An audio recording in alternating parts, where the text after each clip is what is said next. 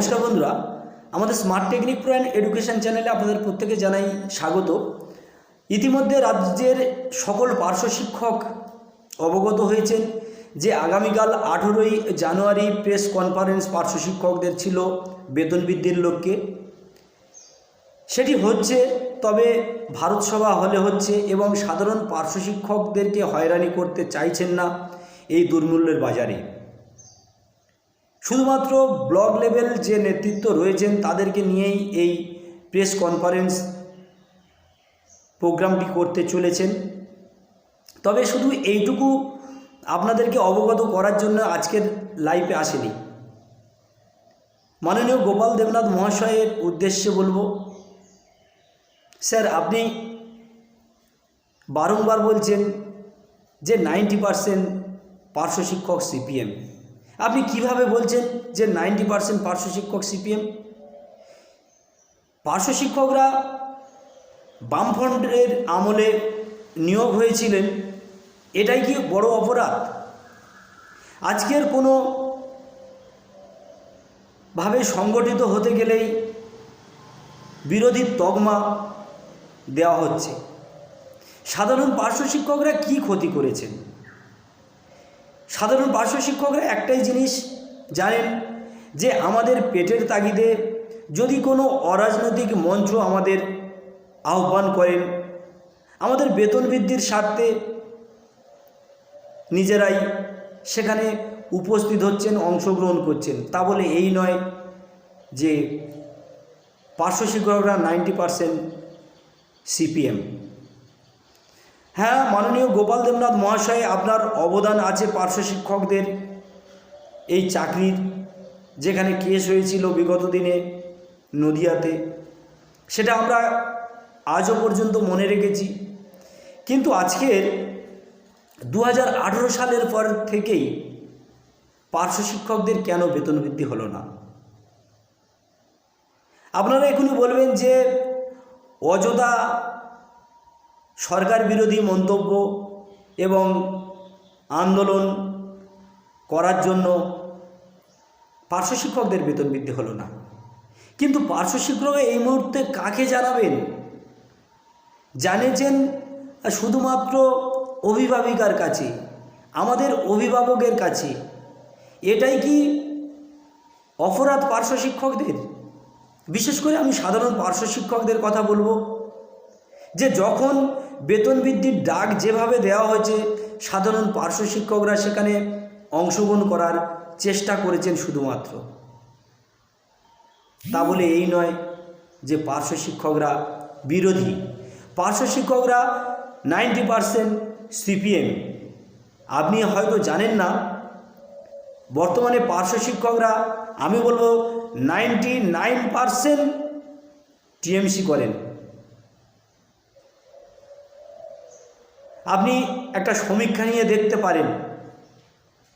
যাই হোক, মানবিক মুখ্যমন্ত্রীর কাছে আবারও এই ভিডিওর মাধ্যমে বলবো, সমস্ত সেক্টরের বেতন বৃদ্ধি করলেন, পার্শ্ব শিক্ষকরা কি অপরাধ করেছেন যে পার্শ্ব শিক্ষকদের বেতন বৃদ্ধি হচ্ছে না?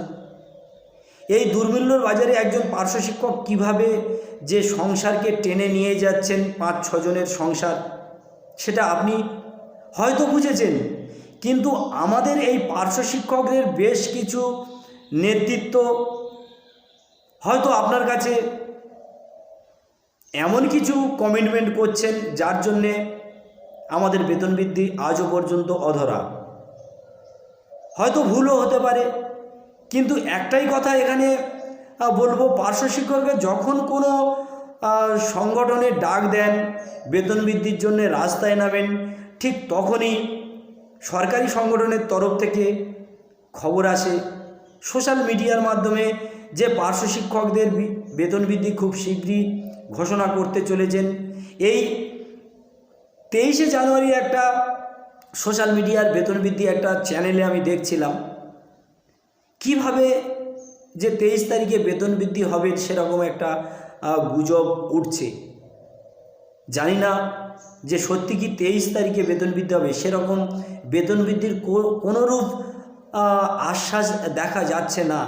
তারপরেও এমন সোশ্যাল মিডিয়ায় খবর আসছে পার্শ্ব শিক্ষকরা বারংবার আশায় বুক বাঁধার পরেও কিন্তু অবশেষে পার্শ্ব শিক্ষকদের সেই লক্ষ্যে পৌঁছাতে পারেননি। তাই আবারও বলবো, মাননীয় গোপাল দেবনাথ মহাশয়, আপনি দিদির খুব কাছের, আপনি বলেছেন যে পার্শ্ব শিক্ষকদের সঙ্গে আছি, সাথে আছি, আমি রিটায়ারমেন্ট করে যাওয়ার পরেও পার্শ্ব শিক্ষকদের জন্য কিছু করব। এখনও সময় আছে। আপনি পার্শ্ব শিক্ষকদের জন্য যদি বেতন বৃদ্ধিটা করতে পারেন, পার্শ্ব শিক্ষকরা মনে রাখবেন আপনাকে।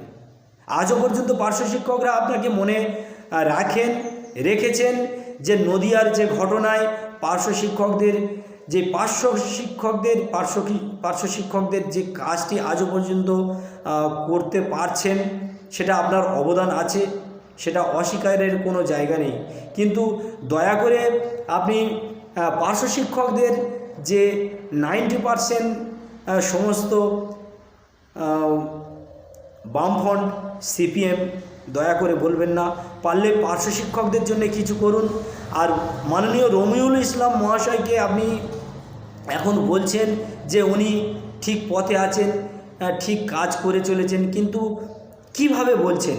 আজকের 18 সালের পর থেকেই পার্শ্ব শিক্ষকদের কোনো বেতন বৃদ্ধি নেই, তারপরেও আপনি বলছেন যে রমিউলের ওপরে ভরসা রাখুন। ভরসা তো মাননীয় সভাপতির ওপরে সাধারণ পার্শ্ব শিক্ষকরা রেখেছেন বলেই 2018 সালের পর থেকে আজও পর্যন্ত চুপ হয়ে রয়েছেন।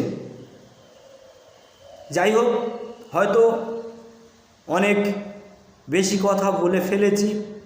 আবারও বলবো, পার্শ্ব শিক্ষকদের যে সমস্ত নেতৃত্ব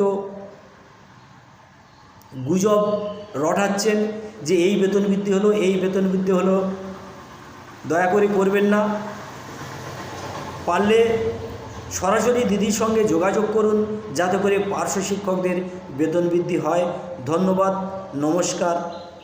আপনারা আমাদের সঙ্গে থাকুন, আর অবশ্যই করে আপনাদের মতামত জানাবেন।